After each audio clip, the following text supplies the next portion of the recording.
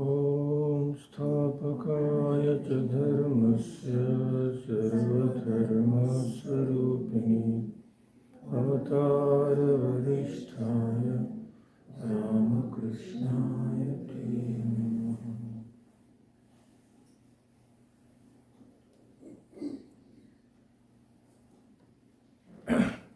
So we'll start.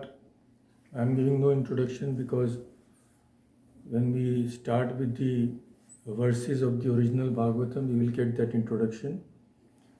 So I will start with one of the verses in Sanskrit. Yaha swanubhavam akhila shruti saram ekam adhyatma deepam atititirshatam tamo andham संसारिणाम करुणया आह पुराण गुह्यम तम व्यास सूनु उपयामी गुरु मुनीनाम. The Srimad Bhagavatam is a supremely confidential Purana. It is the distilled essence of all the Vedas and a direct gateway to the experience of the Supreme Reality. For those entangled in the snares of worldly existence, seeking to cross the dense darkness of ignorance, this scripture shines forth as a singular lamp, illuminating the path of spiritual truth. Out of compassion for such seekers, the venerable sage Sri Shukadeva, revered as the teacher of even the great yogis, graciously unfolded its mysteries. I take refuge at his lotus feet. So we take refuge in the great sage Shukadeva. So by now we all are a little acquainted with the ideal of the supreme ideal, the highest state which can be reached in this life, that is the ideal of Jivan Mukti. That means even while living in the body, one is free. So Shukadeva stands as the classical embodiment of a Jivan Mukta, one liberated while still in the body. So that is the ultimate stage. His stage is the ultimate. Nothing can be higher than that. Epitome. The Mahabharata, the Shanti Parva and the Bhagavata Purana describe him as born liberated. So we get a very good reflection when we compare the teachings of Sri Ramakrishna, what he said about Swami Vivekananda and some others. So they are born perfect. And they come only for one aim. They have only one aim. That is to help others also get to know, to seek to help them to attain God, to help them attain the Supreme Reality. So these people are untouched by ignorance or desire from their very birth. I mean, there is no comparison at all between them and ordinary people. So even when he was very young, it is said, Shukadeva, he left home without even performing his, that some sanskaras are there, Upanana sanskara. He was so young at that time, even then he left home. And it is said, just by way of story, that he was Vyasadev's son. Vyasadeva had got, we will see all that. So naturally it is shown that Vyasadeva was attached to his son. And when Shukadeva was going, what happened? Ya pravrajantam anupetam apeta krityam dvaipayano virha katar ajuhava putra iti tanmayataya taravo binedustam sarvabhuta hridayam Muni Manatosmi. So this shows what happened. At that time, Sri Shukadeva had not even undergone the sacred thread ceremony. Therefore, he had not even entered into any worldly or Vedic rites. Then itself, he set out alone, embracing the vow of renunciation. Seeing him depart, his father, sage Vyasa, overcome with the pangs of separation, cried out in anguish, "My son, my son." This is just by way of telling. But so absorbed was Shukadeva in God, in his own self, that he did not even respond. Who will respond? Instead, the trees themselves echoed back on his behalf. Unto that Sri Shukadeva Muni, who dwells within the hearts of all beings, I offer my reverential salutations. This is also from the Bhagavata. So, one or two Sanskrit verses we will see, then we will go to the narration. Actually, these describe his greatness, so they are wonderful. So, Bhagavata calls him Mahayogi, whose vision is completely same. It is called in Sanskrit Samadrik. So, Vyasa's son, Tasya Putro Mahayogi, Samadrik Nirvikalpakaha, Ekanta Matir, Unidro Gudo Muda Iva Iyate. So this Sanskrit is difficult. Bhagavata, here the word is mentioned Unidro. This is a very uncommon word. Unidra means always awake, never asleep in the darkness of ignorance.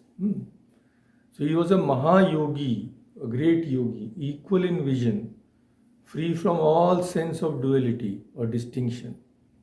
Awakened from the slumber of worldly existence, he remained ever established in the Supreme Self alone.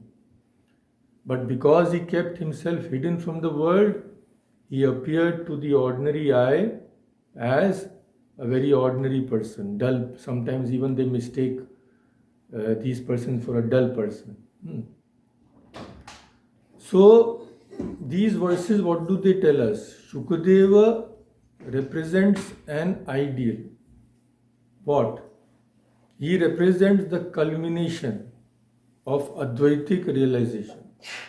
That is the highest realization, the highest a human being can reach. When he realizes that the world, being only a delusion, is fit to turn away from. That is, the world is fit for only one thing, to be given up. So this type of person recognizes that actually in truth there is only one reality. Call it Brahman or anything you like. And nothing else ever was or will be. So this has to be shown to people like us through a concrete example. Otherwise, we cannot understand how that person may behave. So this type of ideal is very important for spiritual seekers. Why? Because the vision of the highest shows the direction of the path. Suppose you are going for mountain climbing, etc. So first it has to be shown that is your aim, the summit. We can see the map or something. So now you have to see how to go. Trace the map. Without knowing what is your goal, it is a blind journey. That is why this has to be shown to people like us. So Shukadeva is not merely a historical saint or a mythological figure. He is like a mirror. People like Swami Vivekananda, Shukadeva, Shankaracharya, they are like a mirror before every spiritual aspirant, revealing what human life can become when ignorance falls away completely. These people had no positions, no bank account, no dollars, nothing. But they were much more happy, million times more happy than we are. They had no worldly status, yet they were revered by kings. So when such an image lives in the heart, we can understand the true aim of life. Without these ideals, it is impossible. And after understanding, we gain inspiration to achieve it. Without understanding, where will you go? So his life and the life of all such saints asks us, my friend, where are you looking for peace? Where are you looking for happiness? In this world, which the saints have given up like a dirty rag, then you are in a pitiable condition. So this is the message. The more we imbibe this, the more reading these lives have been successful. If we don't imbibe at all, it has gone for nothing. So to revere people like Shukadeva is to revere the supreme truth, because they have no separate existence. Sri Ramakrishna used to point the finger and say like this, that in this, means in his body, there is nothing but God. So here the same ideal is brought to us by all the scriptures. So to revere them is to revere God, the supreme reality. So Swami Vivekananda himself says, he, means Shukadeva, is the ideal Paramahamsa. To him alone amongst men was it given to drink a handful of the waters of the undivided ocean of Sat-Chit-Ānanda, existence, knowledge and bliss absolute. Most saints die having heard only the thunder of its waves upon the shore. They just hear the waves of that infinite ocean. A few gain the vision, few see that ocean. Still fewer get a taste of that. But he drank from that sea of bliss. These are Swami Vivekananda's words. Naturally, we cannot even have a faint idea of what this means. But maybe some days after hundreds of births, maybe we can get a slight idea. And yet, such saints, they are not completely separated from the world in the sense that they don't care at all about anything or anybody. That is the biggest credit you can say. If they had remained in their own realm, completely forgetful, then their being born would have been of no use. So Swami Vivekananda, we know what he requested Sri Ramakrishna. When he had got that highest experience, he said that, I want to remain there only. So that is the goal of all humankind. And Sri Ramakrishna scolded him for that. Because he is not ordinary person like us. They have been born with a mission. So Sri Ramakrishna scolded him. What are you saying? You have been born for the good of the world. So here also we see these people even give up the supreme bliss. And out of compassion, they come down to teach us, as Shukadeva did to teach the Bhagavata to King Parikshit, and through him to every one of us, those who want it, those who are ready, those to whom at least a little, even a drop, maybe awakening has come. So, just another verse from the Bhagavata, then I'll release you from Sanskrit. Swasukha nibrita cheta tad vyudastanya bhava api ajita ruchira lila akrishta saratadiyam vyatanuta kripaya yah tattva deepam puranam tam akhila vrijinagnam vyasa sunum natosmi. So, what was Shukadeva like? Absorbed in the bliss of the self, Sri Shukadeva dwelt in the unbroken state of non-duality, free from all notions of distinction.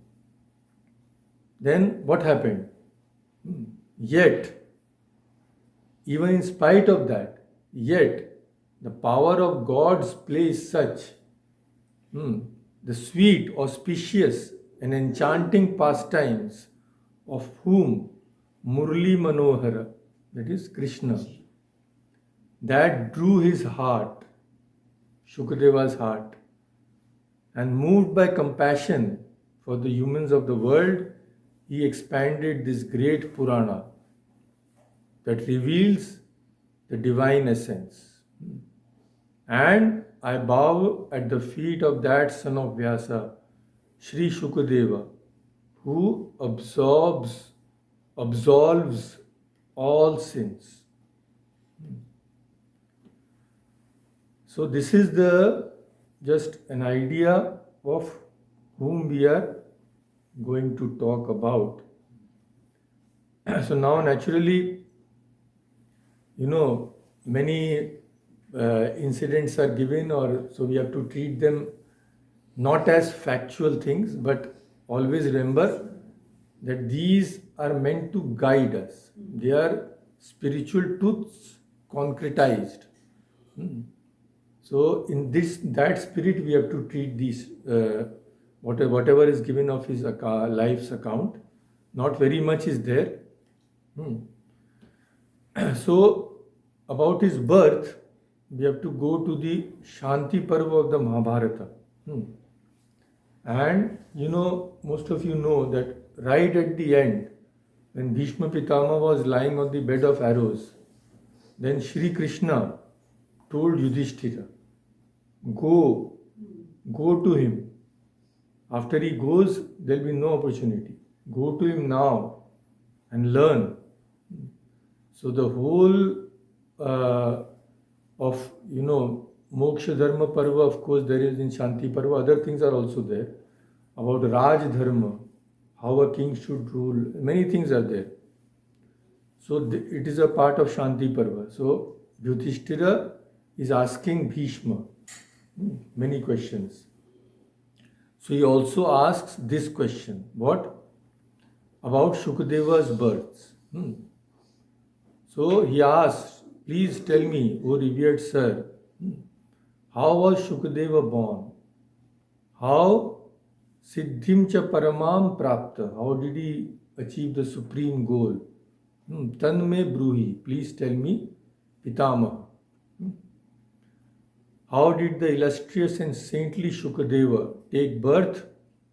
And how did that great ascetic attain the highest spiritual realization?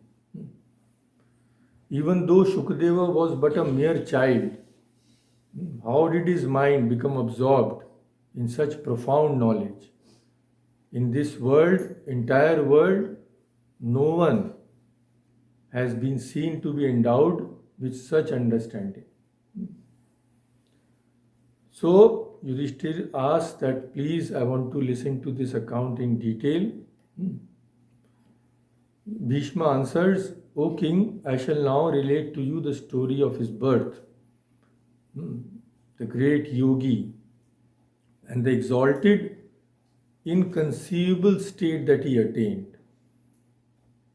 A state which remains beyond the grasp of ordinary people whose minds are yet unconquered. For them, it is beyond. So what happened? It is said in ancient times on the summit of Mount Meru, richly adorned with groves of many kinds of trees, etc., Shiva, Lord Shankara, wandered about there, surrounded by his fierce bhutas and ghosts and goblins, etc. And besides him always dwelt the goddess Uma, the daughter of the mountain king Giriraj Kumari. At that time, Krishna Dvaipayana Vyasa, or Vyasadev, was performing great austerities at the same mountain.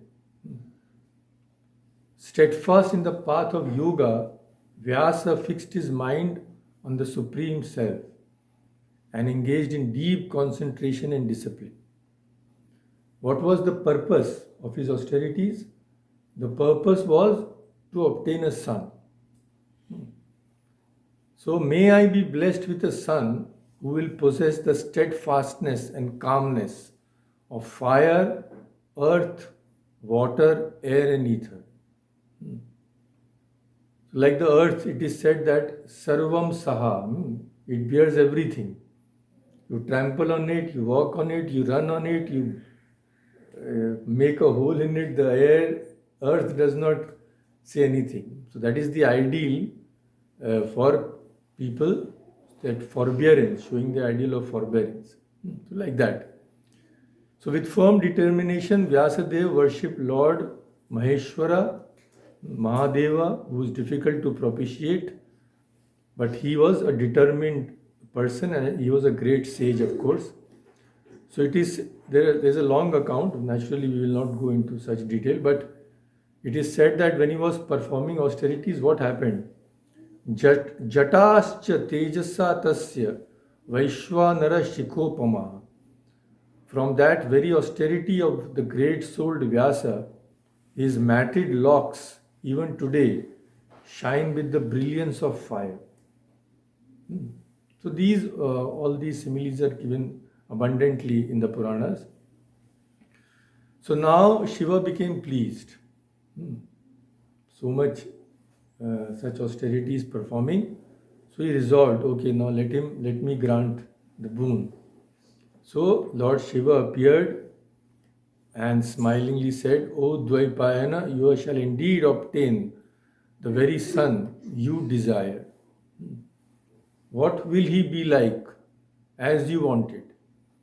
Yatha hi agnir yatha vayur yatha bhumir yatha jalam. As fire, as wind, as earth, as water and ether are pure, yatha cha kham tatha shuddho bhavita te suto mahan. Same, in the same way, your son will also be pure like them, great like them. And what will be the state of his mind? Tad bhava bhavi tad buddhis tadatma tad apashraya. So tad means God. Tad bhava bhavi, he will be fully absorbed in God. Tad buddhi, his intellect will be fully merged in God. Tad apashraya, his heart will be fixed on God alone. He will take refuge in God alone. And by the radiance of his spiritual splendor, he will pervade the three worlds. So what happened? Naturally, these people are not born in an ordinary way. So once it is said, when Vyasa was rubbing pieces of firewood to light the fire for sacrifice, Shuka was born from that firewood. So different stories are there. One story is very interesting. So another account is very interesting. So it says that Shukadeva was also born from a human mother, but in a very unusual way. How did he come to this world? It is said, Dvadashabdani garbhe asau tishthan. After he was conceived, for 12 years, he would not come out. So then Vyasa was asking, what happened? Why are you not coming out? He said, if the world is such, if I come out, I will be trapped by Maya. So I will never come out. But then he was given a boon by God himself. What? Mayam tvam na grahishyati. Don't worry, I give you the boon that even in this world, you will be untouched by Maya. So then he agreed to come. So this Maya, which they were so afraid of, we are very brave people, so we are embracing that Maya with great enthusiasm. So anyway, in whichever manner he might have been born, it is said that just as the sacred fire shines forth, carrying the oblation into it, so too did Sri Shukadeva appear, resplendent, radiant, blazing with brilliance. He seemed to glow with the inner effulgence of pure consciousness itself. Sri Shuka, pure in heart. Now I'll just quote from the Mahabharata, of course, selected portions, not the whole thing. Sri Shuka, pure in heart, possessing the same divine beauty and radiance as his father Vyasa, shone like a smokeless flame of fire, bright, steady, and stainless. And what happened? When these great souls are born, gods and goddesses come, the nature also worships them. So at that very moment, the divine Ganga herself manifested in bodily form upon Mount Meru, and with her sacred waters, she anointed the newborn Shuka. O king means this Bhishma is telling Yudhishthira, O king, from the heavens descended the great Shukadeva. And when he came, what happened? Heaven itself gave him whatever he required. It is said that the staff which a sannyasi always carries and a skin, black antelope skin, they came from heaven. And the Gandharvas are some divine beings, so they began to sing. The divine drums of the god resounded mightily in the sky. All celebrated the birth of such a great soul. Indra and all other guardians of the world, which is Sanskrit called Lokapalas, together with other gods also, with the Devarishis, divine seers, and Brahmarishis, assembled there in adoration. The god of wind, Vayu, showered a rain of celestial flowers from every direction, and all beings rejoiced. Then the supremely radiant Lord Shankara himself, accompanied by Parvati, appeared there and with proper ritual performed the sacred thread ceremony of the infant sage Shukadeva. Thousands of swans, lotuses, cranes, parrots, and peacock circle around the newborn sage in joyful circumambulation. Then the great and radiant Shuka, born from the fire stick, that is Arani, that is called in Sanskrit, of his father's austerity, accepted the vow of celibacy and discipline and remained there in contemplation. He was supremely intelligent, steadfast in his vows, and was always absorbed in God. Then it is said, no sooner was Shukadeva born that all the Vedas presented itself before him. Means he gained knowledge of the all complete Vedas, just as they had been revealed to his father Vyasadeva. So all wise and all-knowing Shuka, expert in the detailed exposition of the Vedas and Vedangas, considered the path of righteousness, and the time came to accept a guru. So he accepted Brahma himself, Brihaspati, as his guru.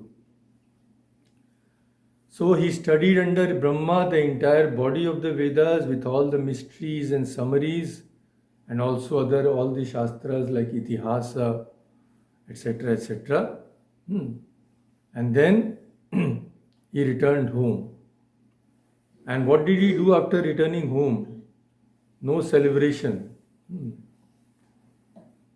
Ugram tapa samarebhe brahmachari samahita with a mind perfectly concentrated, he began to practice intense austerity. The great ascetic Shuka, through the power of his knowledge and penance, even in his boyhood, became worthy of reverence from the gods and sages, and was esteemed as one competent to counsel them. So even when he was a child, all these rishis, munis, they came for guidance. Why? The reason we all already know. Na twasya ramate buddhir ashrameshu naradipa. He had only one thought. That is, mind was completely absorbed in only one thing. That was God, ultimate reality.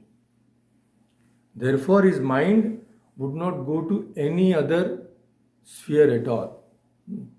So the four varnas and ashramas are there, no? So first is the student life, then the householder's life, then the vanprastha. So he was already elevated to the highest level. His mind did not go anywhere else. O Yudhishthira, while reflecting deeply upon the path of liberation, now Shukadeva went to his father, the sage Vyasa. With a humble and reverent heart, he bowed down at his feet and addressed him thus: O Lord, you who are well versed in the moksha dharma of liberation, please instruct me in such a teaching by which my mind may attain the highest peace. So Vyasa told him, my son, study the teachings about moksha and various other paths of dharma from the scriptures. So obeying his father's command, Shukadeva studied the full science of yoga, etc., like that it is said. So then Vyasa saw that his son is already endowed with the radiance of Brahman. He is already perfect. His understanding is completely fixed already. So it is said that when Vyasa told him this, Shukadeva did not believe. He thought, my father, naturally, every father thinks his son is the best in the world. So then Vyasa understood, because I am telling him, he is not believing. So then what did he say?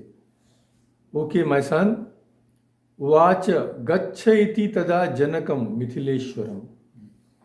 Mithileshwaram, the king of Mitila, the great Raja Janaka, who was supposed to be liberated in life. Go to him. He will tell you, expound to you the essence and final principle of the entire doctrine of liberation. Just give him a little water. So, having received his father's command, Shukadeva now set out for Mithila to seek from King Janaka the firm foundation of dharma and the supreme goal of life. When he departed, Vyasa advised him. So we see these teachings are given between all the stories. These are the main focus.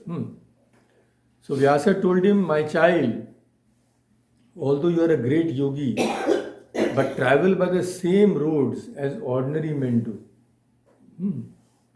Go with simplicity of heart. Do not seek comfort or luxury on the way. Do not go out of the way to meet this person, that person, visit that place. Because these are hurdles. If you go and you are distracted by them, you will be very late in reaching the goal. And do not let pride arise in your heart towards Janaka.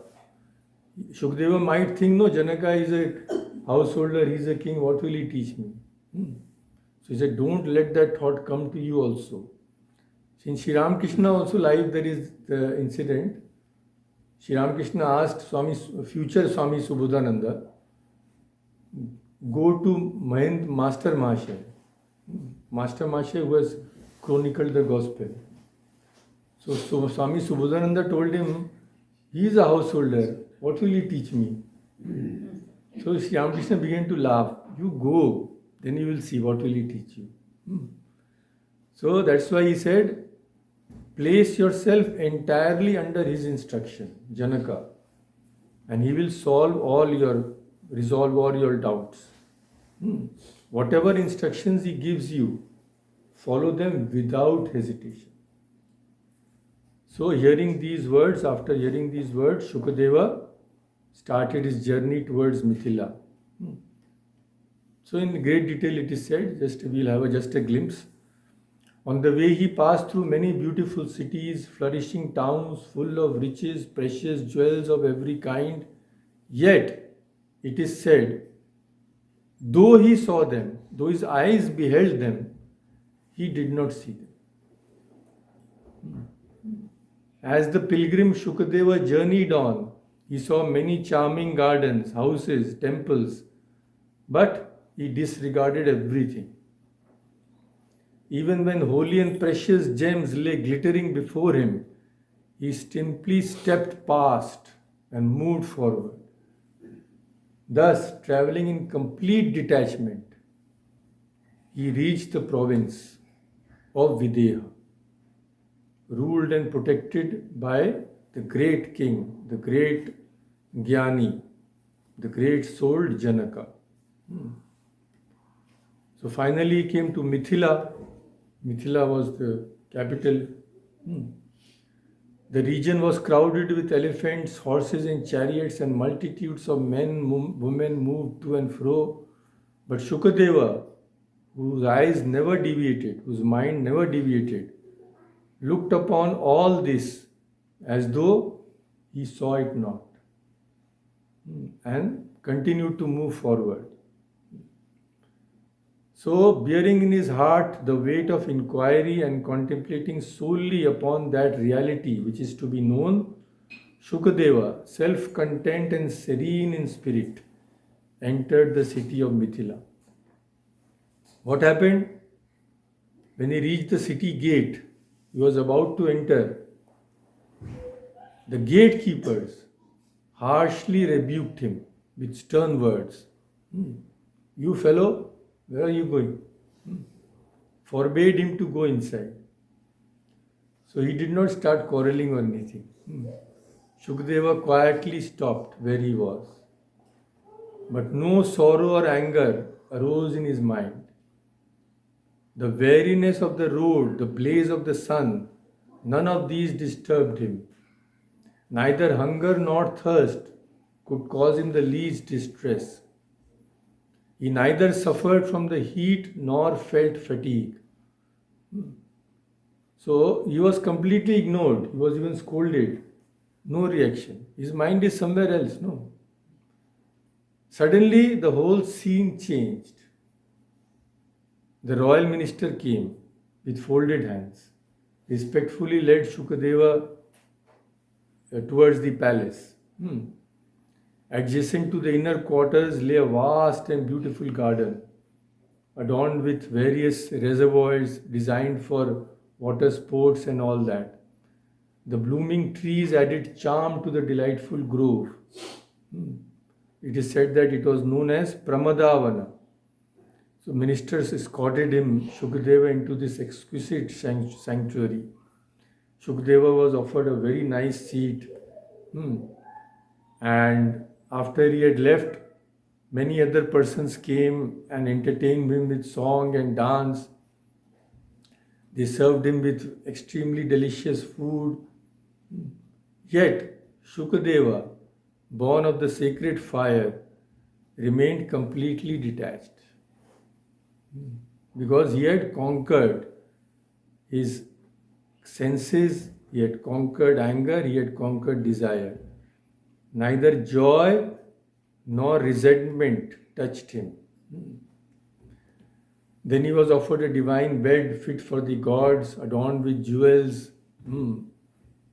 But Shukadeva first washed his hands and feet and then sat upon a sanctified seat to contemplate the essence of liberation. During the first watch of the night, he remained absorbed in meditation. In the middle portion, he accepted sleep in a manner befitting a sage. Then, when it was Brahma Murta, he once again rose. Hey!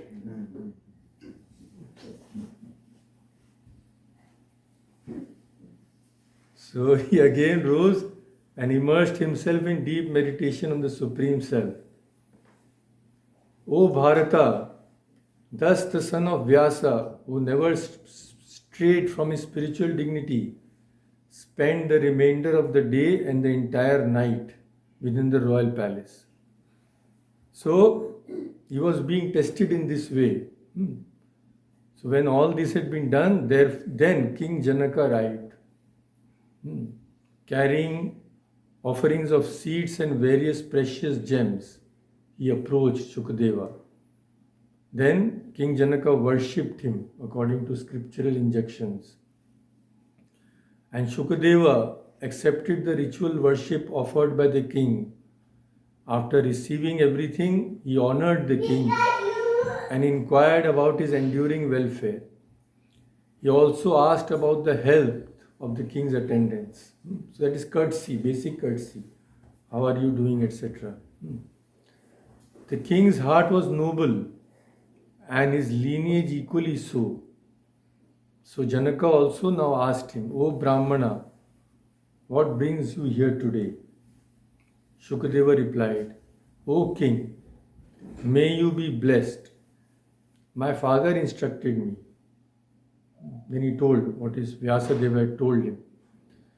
O noble king among the righteous, it is my father's command that I have come to you with these questions. Then he asked the questions. What is the duty of a Brahmana? What is the true nature of liberation? Is liberation attained through knowledge or austerity or by some other means? So Janaka gave all the answers. Naturally, there's a very big part. Later we can see. Then finally he told Shukadeva, O Shukadeva, you have already attained knowledge. Your intellect is steady. You are free from all cravings for worldly pleasure. So, nasti te sukha dukkheshu vishesho nasi lolupaha. You perceive no distinction between sukha and dukkha, between sorrow and joy. Both are the same to you. Your heart is free from greed. You feel no yearning to witness anything of this world, music, dance, or anything. No attachment arises in your mind towards any object whatsoever. No. Oh my goodness. I'm just watching a lecture, but I wanted to turn it up there. I just turned it up.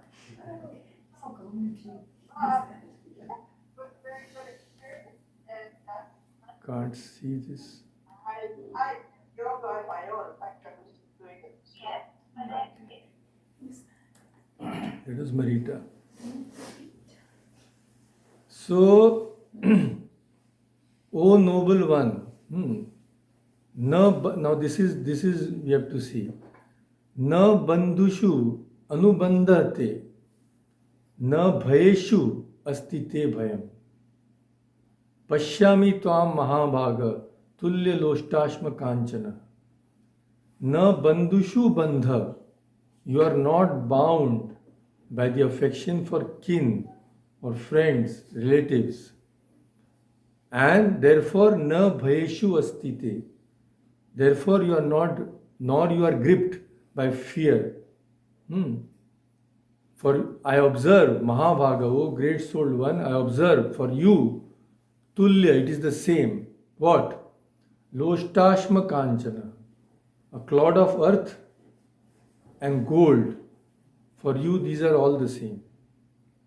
So, therefore, I, along with all these wise men in my court, regard you as firmly established in the eternal and flawless supreme truth, supreme path, that is moksha. O Shukadeva, the highest fruit of being born as a human being, you are already immersed in that. So what remains to be asked? You are perfect. So Bhishma said finally, O Yudhishthira, hearing these words from King Janaka, the pure-hearted Shukadeva attained firm resolve. Anchored in the self, supreme self, through the power of intellect, he realized his true nature and became fulfilled. So whatever little doubt remained in his mind, that also went away. So we will end by the words of Swami Vivekananda himself. He has not told a great deal, but one small portion he has said about this incident which we have discussed, but in a slightly different way. So he says, there was a great sage in India called Vyasa. This Vyasa is known as the author of the Vedanta aphorisms, that is the Brahma Sutras, and he was a great sage. So it is said that Vyasa's father had tried to become a perfect man and had failed. His grandfather has also tried and failed. Vyasa also did not succeed perfectly, but his son Shuka, he was born perfect. So these are told just to give us an idea. As I told you, we should take what is the message behind this. That Shukadeva was beyond everything and everybody. There was no peer. So Vyasa taught his son wisdom, and after teaching him whatever he knew, he sent him to the court of King Janaka. So Janaka, you know, another name was Videha. Videha means without deha, without body. Why? Because although he was in the body, he was liberated. He had no identification with the body. Although a king, he had entirely forgotten that he had a body. He felt he was the Atman all the time. So this boy Shuka was sent to be taught by him. The king, naturally, he knew everything. So he knew that Vyasa's son was coming to learn wisdom. So he made certain arrangements beforehand. So when the boy presented himself at the gates of the palace, the guards took no notice of him whatsoever. And they only gave him a seat, and he sat there for 3 days and 3 nights. Nobody speaking to him, nobody even asking him who was he, why had he come, nothing. So Shukadeva was the son of a very great sage. His father was honored by the whole country, and he himself was a most respectable person. Yet the low, vulgar guards of the palace also insulted him in this manner. But then the scene changed, as we have seen. All suddenly the ministers of the king and the big officials came there and received him with great honors. They conducted him in and showed him splendid rooms, giving the most fragrant baths and wonderful dresses, and for 8 days they kept him surrounded by all kinds of luxury. But the solemnly serene face of Shukadeva did not change even to the smallest extent by the change in treatment accorded to him. He was completely the same in the midst of this luxury, and even when he was waiting at the door. Then finally he was brought before Janaka. The king was on his throne. Music was playing, and dancing and other amusements were going on. So what did the king do? How to test him? The king then gave Shukadeva a cup of milk, full to the brim, and asked him to go 7 times round the hall without even spilling a single drop. The boy took the cup and proceeded in the midst of the music and attraction of the beautiful faces. As desired by the king, 7 times did he go round, and not a drop of the milk was spilled. The boy's mind could not be attracted by anything in the world unless he allowed it to affect him. And when he brought the cup to the king said to him, "What your father has taught you and what you have learned yourself, I can only repeat. You have known the truth, you have known the supreme truth. There is nothing more to teach you. So return home, knowing that you have attained complete fulfillment." So this is what we find in the scriptures about this great Shukadeva, and we are lucky to get these words of Swami Vivekananda himself. So let us stop here today. Om Shanti Shanti Shanti Hari Om Tat Sat Shri